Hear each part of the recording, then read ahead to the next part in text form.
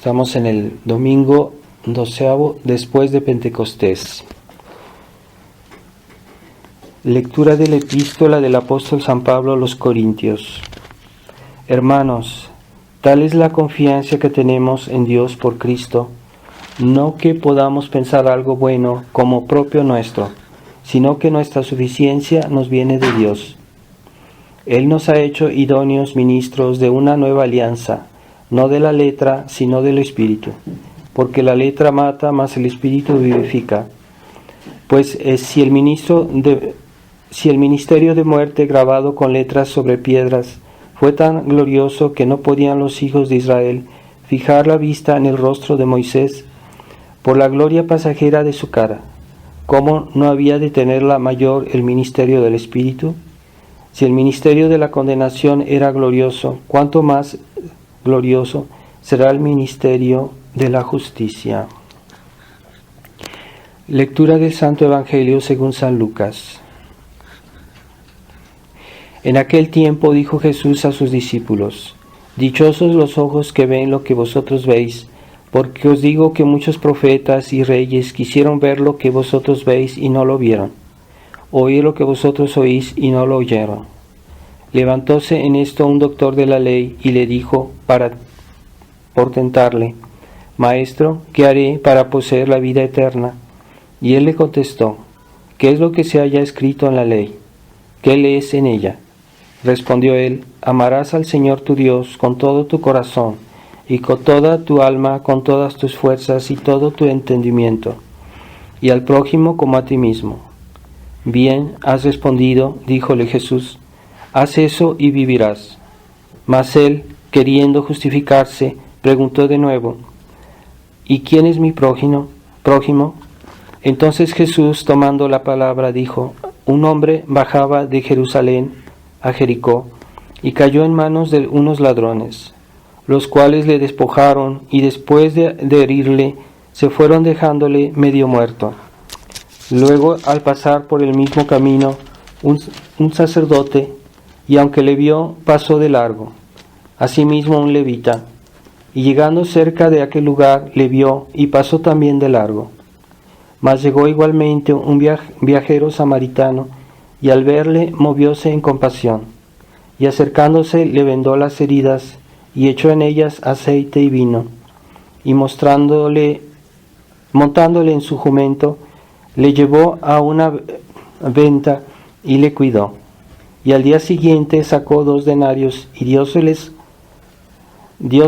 al posadero, diciéndole: Cuídamelo, y cuanto gastares de más, te lo abonaré cuando vuelva. ¿Cuál de estos 3 te parece que fue el prójimo del que cayó en manos de los ladrones? Respondió el doctor: el que usó con él de misericordia. Y díjole Jesús: Pues vete y haz tú otro tanto.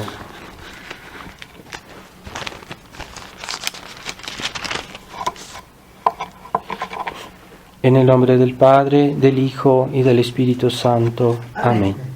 Ave María Purísima, sin pecado concebida. Estimados hermanos, estamos en el domingo 12 después de Pentecostés. Y hemos oído el hermoso evangelio del samaritano, del buen samaritano. Este evangelio pues nos hace una descripción de un acto de misericordia corporal con una persona que fue asaltada, que fue herida, que fue lastimada, y que alguien tuvo compasión de sus heridas. Pero todo esto debe interpretarse de una manera espiritual también, y esa obra de misericordia es una obra de misericordia con las almas. Entonces el camino pues es el camino de esta vida, la cual todos tenemos que recorrer. Y ese hombre que bajaba de Jerusalén a Jericó, pues se puede decir que es la humanidad que en el curso de esta vida fue herida por los ladrones que son los demonios que llevaron la humanidad al pecado. y que la humanidad quedó malherida en una situación desesperada en razón del pecado. Y esta humanidad necesitaba el auxilio para levantarse de esas heridas espirituales, y ese auxilio no se lo brindaron estos sacerdotes del Antiguo Testamento, que finalmente traicionaron a su pueblo, porque el antiguo sacerdocio del Antiguo Testamento que fue instituido por Dios, estos sacerdotes y fariseos del Antiguo Testamento, pues en cierta manera lo volvieron ineficaz por su impiedad, por su ceguedad, por su soberbia, y finalmente pues no todos aprovecharon bien de las gracias que Dios había puesto en el Antiguo Testamento. Y también ellos tenían la misión de no solo ocuparse de los judíos, sino también de los pueblos gentiles. De hecho, en esa época había muchos gentiles que se habían convertido al judaísmo de esa época, que era la verdadera religión en ese momento. Pero eran una minoría, porque el pueblo judío se la pasaba pensando en sí mismo, en su vanidad, su egoísmo, y no tenían preocupación por convertir mucho a los gentiles. Entonces se puede decir que pues la humanidad estaba mal herida por ese pecado original, y fue el buen samaritano que vino a este mundo, que es nuestro Señor, y que vino y recogió a este hombre y lo puso en su borrico para llevarlo a una posada. Se compara a nuestro Señor, que lo llevó al hombre, lo llevó a su iglesia, y ahí se la encomendó al posadero. El posadero son los ministros de la iglesia, ¿verdad? Los sacerdotes, que tienen la misión de cuidar las almas y de transmitirles las gracias de Dios. Este vino y aceite que el samaritano derramó sobre las heridas de este hombre, pues simbolizan los sacramentos, ¿verdad? Los sacramentos que llevan la gracia de sanar las almas. Esta gracia de los sacramentos pues está confiada a la iglesia, a los ministros de Dios, y nuestro Señor dice al posadero, le dice, pues cuídalo bien, porque cuando yo regrese te pagaré todo lo que tú habrás gastado en ellos, ¿verdad? En este enfermo, en este herido. Y nuestro Señor vendrá al final del mundo a juzgar a todos, y entonces Él dará su recompensa a todos aquellos que hayan participado a su obra de redención. Entonces, ciertamente, ante todos son los sacerdotes que tienen la misión de curar y santificar las almas, pero yo pienso que por extensión, toda alma buena que tiene amor del prójimo, que reza por el prójimo, puede hacer algo para que las almas se acerquen a la iglesia, que las almas reciban los sacramentos, que las almas se salven por sus oraciones, por sus sacrificios, por sus buenas obras. Pueden colaborar con la obra de la iglesia, ¿verdad? Entonces, los fieles no son ministros de la iglesia, no tienen misión de santificar directamente, pero indirectamente sí. Indirectamente todos podemos ser buenos samaritanos, en el sentido de que pues nos interesamos al prójimo, tratamos de orientarlo, tal vez darle el buen ejemplo, las oraciones, todo lo que se pueda merecer o meritar para santificar las almas. Hay almas de personas que no eran ministros de Dios, que no eran sacerdotes, pero que hicieron muchísimo bien porque se interesaban en el prójimo, que son almas que se santificaron haciendo el bien al prójimo, ¿verdad? Y el primer reflejo de los buenos laicos, de los buenos fieles, es siempre llevar a alguna persona al sacerdote para que se confiese, para que comulgue, para que vaya a misa. Esa es la mayor obra de caridad que se puede tener, porque vivimos en un siglo naturalista, en un mundo naturalista, y hoy la gente quiere practicar una bondad natural de cosas naturales, y se interesan al bien del prójimo. A veces hay personas que ayudan al prójimo, pero lo ven todo de una manera natural, nomás piensan en sus necesidades físicas, sus necesidades corporales, sus necesidades temporales. Son personas a veces que yo no digo que es por maldad, pero hay una omisión ahí muy grande, hay una insuficiencia. Hay que pensar que la verdadera misericordia es sobre todo espiritual, porque como dice el Evangelio, ese hombre fue herido en el camino, o sea, todavía no había llegado a su destino, y el camino por naturaleza es algo pasajero y algo que no debe preocuparnos en exceso, porque es solo un medio. Así que cuando vemos a las personas no debemos interesarnos solo a lo que es necesario en esta vida, porque esta vida es un camino, esta vida es un tiempito comparado a la eternidad, no es nada. Entonces, ¿de qué sirve ayudar a una persona en esta vida si esa persona no se va a salvar? Si esa persona está en riesgo su salvación, pues es nada en comparado al bien que se le puede hacer al interesarse a su eternidad. Es la gran caridad, la gran prueba de amor al prójimo, sin interesarnos en su salvación. Pero ese naturalismo ha invadido los corazones, no solo de las personas que no creen, sino también los que creen. Es el gran drama de los países tradicionalmente cristianos, ese naturalismo cristiano. Se puede decir que es una contradicción, pero es una realidad. Cuando uno ve a esos católicos que nada más piensan en esta vida y no piensan en santificar su alma ni la del prójimo, no piensan en el valor de la gracia y la importancia de vivir en estado de gracia, no se preocupan. Y si tienen la gracia, no se preocupan porque crezca, hacer actos de meritorios inspirados en la fe, porque no puede haber mérito sobrenatural cuando un acto no está inspirado en la fe. Entonces, para que sea un mérito sobrenatural que tiene una recompensa sobrenatural en la otra vida, se necesita que sea hecho por motivos de fe.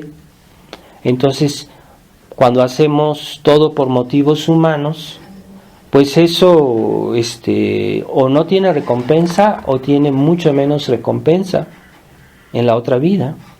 Por eso, cuando hacemos algo por el prójimo o cuando hacemos nuestras obligaciones, nuestros deberes, debe ser por motivos de fe. Ciertamente también hay motivos humanos, ¿verdad? Yo tengo necesidad de comer, yo tengo necesidad de dormir, yo tengo necesidad de trabajar, pero eso es un motivo humano. Pero si estas necesidades se orientan a la vida eterna, si se hace por motivos de fe, entonces adquiere otra significación, otra orientación, otro mérito diferente. Y ese es el mérito que tiene recompensa en la otra vida. Entonces, si nosotros vemos nuestras necesidades temporales solamente de una manera un poco egoísta, sin pensar en Dios, sin pensar también en el prójimo, pero sobre todo sin hacerlo por motivos de fe, entonces nuestra recompensa pues no habrá, o será mucho menor, porque de alguna manera pues sí consideramos el amor a Dios, pero esa fe es muy disminuida por esas personas, esos católicos modernos que que no ven o no tienen tiempo de pensar en los motivos de fe.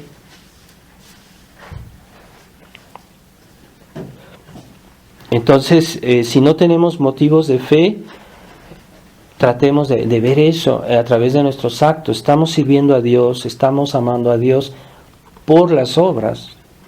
Entonces hay que hacerlas bien, por amor a Dios. Pero cuando hablamos de amor a Dios, también es un motivo de fe, porque yo creo en la existencia de Dios, yo creo en cómo es Dios, porque la iglesia me lo enseña, tengo motivos de fe. Y eso tiene mérito sobrenatural. Pero si yo pienso solo en motivos humanos, es muy diferente. La recompensa es muy diferente, la orientación, por qué hago yo las cosas.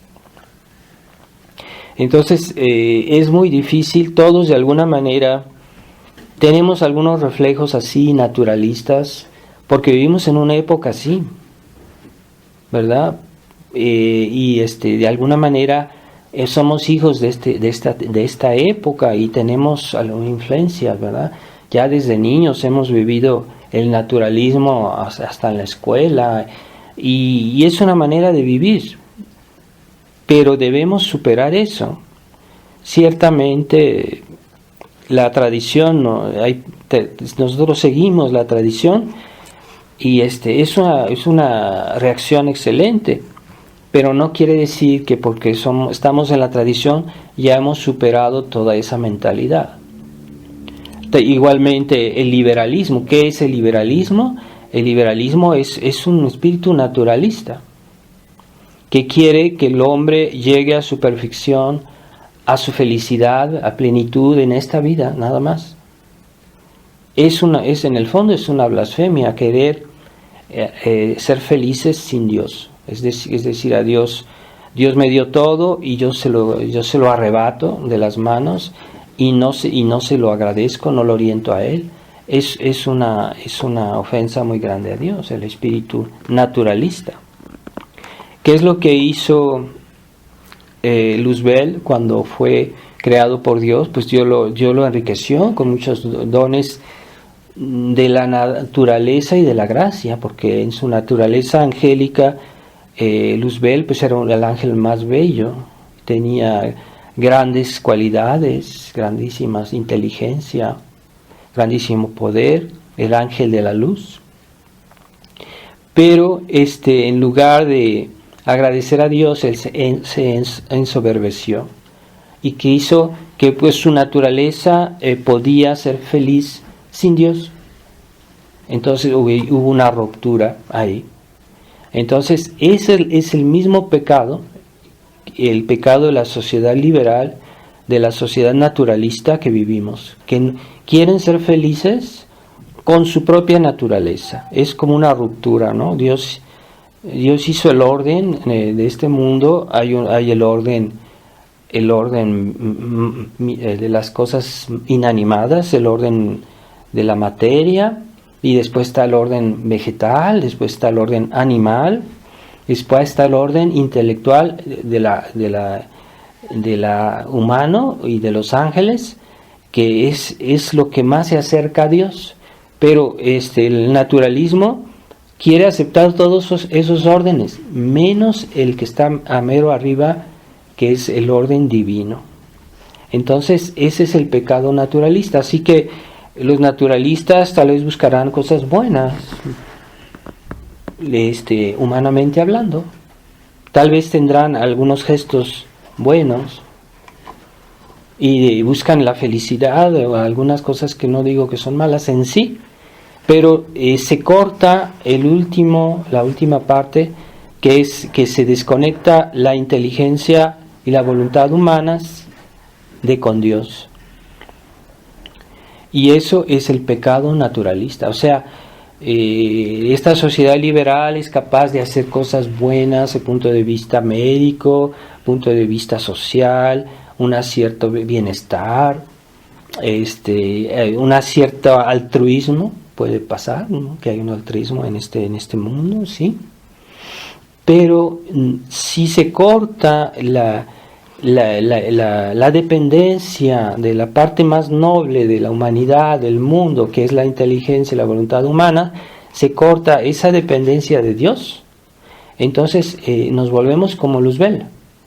Entonces hoy el hombre se enorgullece porque tiene ciertas ventajas, cierta tecnología, ciertas riqueza incluso, pero todo eso desconectado de Dios es un pecado, es una ofensa a Dios. Ahí está la malicia del liberalismo, del naturalismo moderno, y debemos comprender eso. Entonces ahí está la gravedad, que en el fondo es una grandísima ingratitud a Dios, que nos dio todo. Es como decirle, bueno, tú me diste todo, pues ya me voy, hasta luego. Yo aprovecho lo que tengo y después me lo atribuyo a mí mismo, al punto que no solo es que no se dan gracias a Dios, sino que se niega la existencia de Dios. Y eso llega a la oposición a Dios, porque Dios nunca va a aceptar esa situación, y esa situación no es natural realmente, porque lo natural es que estemos unidos a Dios. Entonces, de una situación anormal se crea, se tiene que llegar a la oposición a Dios. Entonces no basta decir yo no hago daño a nadie, pero tampoco pienso en Dios, tampoco rezo, porque a la larga eso me va a oponer a Dios. No podemos ser indiferentes a Dios, ¿verdad? Entonces el pecado naturalista es el que debemos cuidarnos mucho, porque todos estamos de una manera expuestos a eso, a veces menos, a veces más, y pocas personas son capaces de superar esta mentalidad. Y entonces creemos que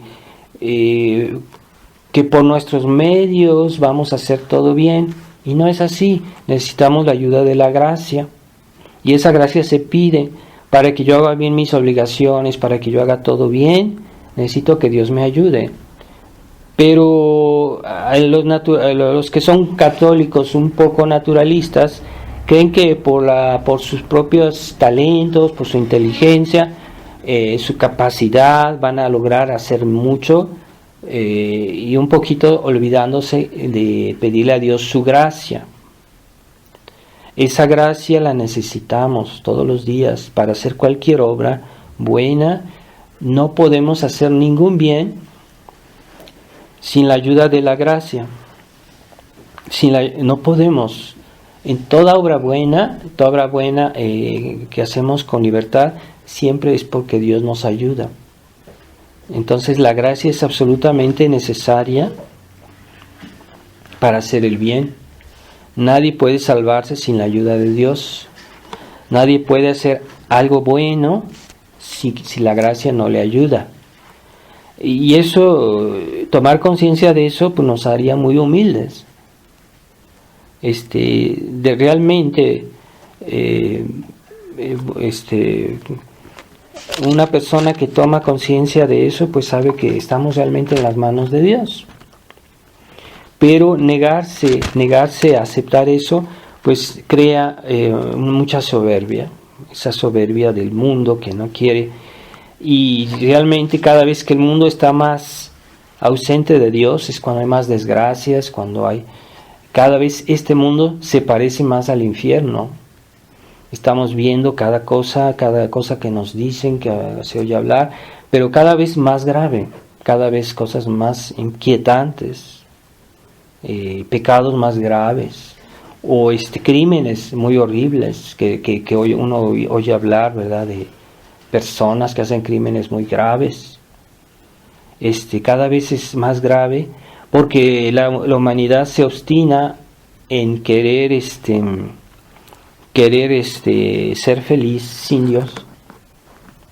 No quieren recurrir a la gracia, no quieren recurrir primero no la reconocen, no quieren y la gracia, como les decía el domingo pasado, pues esa se merece también. Primero Jesús la mereció, pero para que Dios nos dé su gracia a nosotros, Dios quiere que también nosotros colaboremos con su obra de redención, y las gracias que Dios nos da hay que merecerlas, hay que hacer esfuerzos, hay que rezar, hay que luchar, hay que ir a misa. Entonces todo eso implica esfuerzos. La vida cristiana está hecha de esfuerzos. ¿Y quiénes son los que aprovechan más? Son los que hacen más esfuerzos, los que se esfuerzan más en ser fieles, en rezar. Muchas veces no tenemos ganas de rezar, no tenemos ganas, pues lo hacemos de todos modos, es un esfuerzo que hacemos por motivos de fe, y entonces eso tiene una recompensa en la otra vida, pero incluso en esta vida, porque Dios recompensa unas gracias con otras. Entonces, si yo, por ejemplo, hago un esfuerzo de vida cristiana, pues Dios me va a recompensar con nuevas gracias que me van a permitir subir más allá, santificarme más, ser mejor cada vez más. Y siempre Dios responde a nuestra respuesta. Entonces, lo malo está cuando alguna persona dice: no, yo no quiero dar más, yo considero que esto es todo lo que debo hacer por Dios, no quiero dar más, no quiero santificarme más. Eso ofende mucho a Dios, y a veces Dios castiga gravemente a esas personas que ponen un límite a la respuesta a Dios. Ciertamente no podemos hacer todo, pero nunca debemos decir: bueno, pues ya basta, ya no voy a seguir progresando, ya no voy a seguir mejorándome, ya no voy a seguir progresando en el amor de Dios, en crecer en la caridad, en la gracia. Eso es un pecado. Esa pereza de esos cristianos, ¿cómo se dice? Tibios. Y que Dios nos libre de esa mentalidad. También se les llama el catolicismo liberal. Son esos católicos que quieren pactizar con el bien y el mal, mezclar la iglesia y el mundo, mezclar la fe y esa mentalidad naturalista, ¿verdad? Quieren vivir, sí, tal vez van a misa el domingo, pero en su vida cotidiana son naturalistas. No, Dios no se acuerdan de Dios, o no santifican su día, no rezan, no dicen las oraciones de la mañana y de la noche, no tratan de vivir en presencia de Dios. Casi que lo olvidan en sus actos cotidianos, la presencia de Dios, porque son naturalistas. Hay una contradicción que hace mucho daño. No se puede vivir sin Dios, aunque sea un instante. Dios está en todo lugar. Dios está omnipresente. No podemos excluir de alguna manera su acción o su presencia. Y entonces los errores del Concilio Vaticano II son eso justamente, que querían hacer que el hombre tomara demasiado lugar en la iglesia y naturalizar la vida de la iglesia. Entonces todo se vuelve esa mentalidad del hombre ante todo, y no, es el pecado de Satanás, porque Satanás quiso ser feliz sin Dios. Entonces, oye, esa mentalidad del hombre, los derechos del hombre, y el hombre sí, el hombre sí, pero el hombre no es lo máximo. El hombre después de Dios, en la obra de la creación, pues es lo máximo respecto a la creación inferior a las cosas, como les decía, el mundo animal, el mundo vegetal, el mundo material. Pues el hombre lo máximo, ¿verdad? Aquí en la tierra, porque Dios puso la creación al servicio del hombre. Pero el hombre no debe olvidarse que el hombre está al servicio de Dios. Y el pecado naturalista es eso, ¿verdad? Entonces, esa herejía, ese error de la bondad naturalista se está extendiendo en el mundo cada vez más. Y hay mucha gente que piensa que puede ser buena sin Dios. o que pueden ser buenos sin la iglesia, sin los sacramentos, sin la gracia, que pueden ser felices en esta vida y ser personas de bien sin la iglesia, sin los sacramentos. Eso es falso. Y pues para allá vamos. Esta sociedad cada vez se perfila más en esa mentalidad naturalista, se acentúa.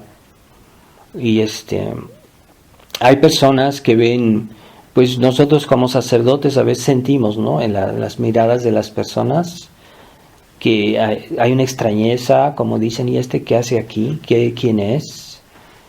No nos sirve, no lo necesitamos, ¿verdad? A mí me lo han dicho, ustedes no los necesitamos, como diciendo, no lo necesitamos para ser felices, creen que ellos pueden hacer todo bien sin Dios, sin la iglesia. Esa mentalidad es en el fondo una rebelión contra Dios, en el fondo.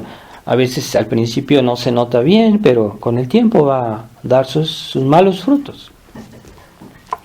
Y entonces esa mentalidad naturalista ha invadido también la iglesia moderna, la iglesia del Concilio Vaticano II, y por eso en las misas, en las ceremonias, tiene mucha importancia lo que hace el hombre. Entonces ya no es realmente el momento clave de la misa, la consagración, cuando se renueva el sacrificio de Jesús, que en la misa tradicional se hace todo en silencio, porque es el momento en el cual Dios baja a la tierra, a la presencia real de la Eucaristía. Y en los momentos en que los fieles intervienen, pues eran sobre todo al principio, ¿verdad? Cuando es la parte en la misa que es en la instrucción, ¿verdad? La epístola, el evangelio, la predicación, eso es sí, pero hoy no. Toda esa participación de los fieles está presente, demasiado presente en toda la misa. Entonces ya no hay un momento de realmente solo para Dios. Todo está implicado en el hombre.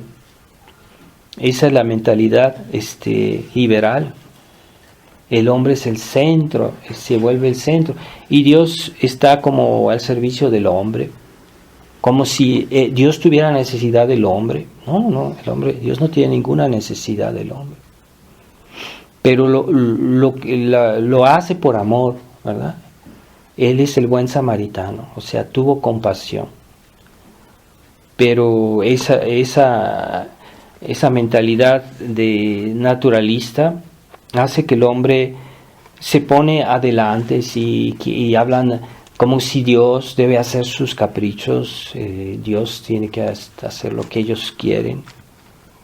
Dios no está obligado, pero si lo hace es por pura bondad, pero no por justicia.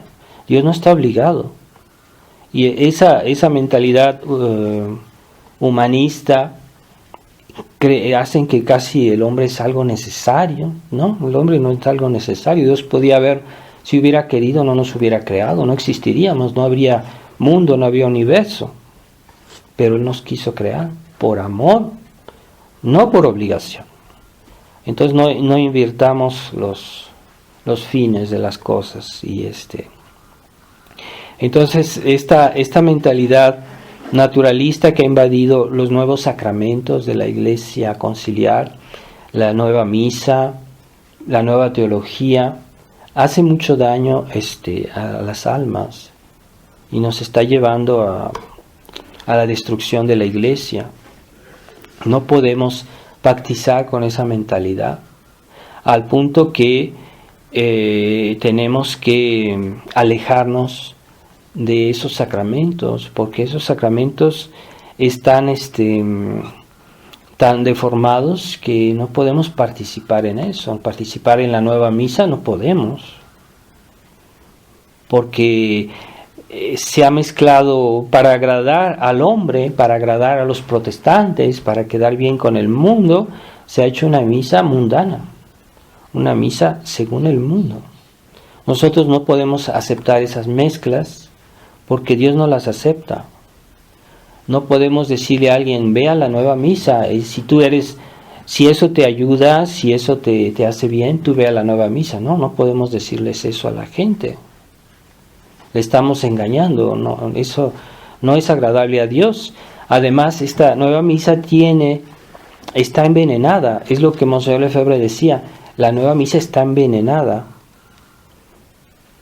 Puede ser, no quiere decir que sea inválida, porque si la Iglesia siempre ha enseñado que cuando se dicen las palabras suficientes, puede la misa ser válida, y no por eso quiere decir que está bien, que uno debe ir a esa misa, ¿verdad?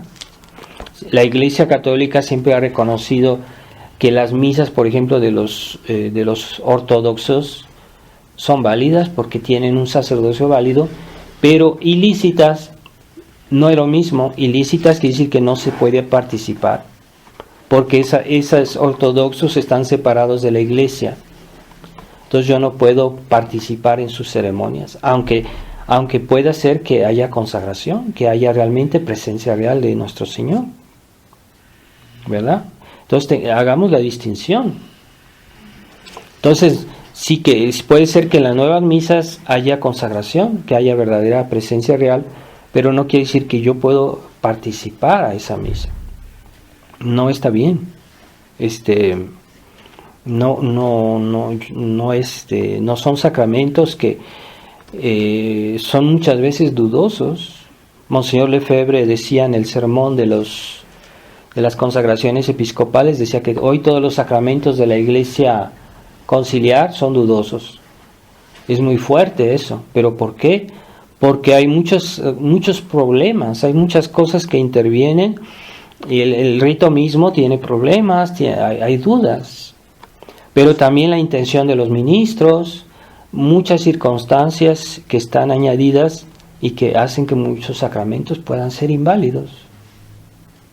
Por ejemplo, detalles, ¿verdad? Ya la ignorancia en los ministros de la Iglesia a veces es muy grande. En el seminario nos enseñaron que cuando uno bautiza, el agua debe tocar la piel de la persona. Y yo he visto una foto del Papa Juan Pablo II que bautiza a una muchacha adulta y que el agua no toca la piel, o sea, le echa el agua solo en el cabello. Pues ahí hay dudas de que ese sacramento sea realmente válido. Eso el Papa, ¿qué se puede decir de los obispos, de los sacerdotes? La ignorancia de cómo se debe dar un sacramento. Eso es de lo más elemental en la formación de un sacerdote, es lo que nos enseña. Pues ya el mismo Papa no sabe bautizar. ¿Se imaginan el grado de cuántas anomalías hay en esta iglesia conciliar? Entonces debemos tomar nuestra distancia de esas cosas, no con un ánimo cismático, sedevacantista, no es eso. Pero mientras no tengamos un pastor plenamente católico, nosotros debemos tomar distancia no solo de los medios oficiales de la Iglesia Conciliar, sino también de los sacramentos de conciliares, y volver y atenerse a los sacramentos tradicionales, porque esos son seguros.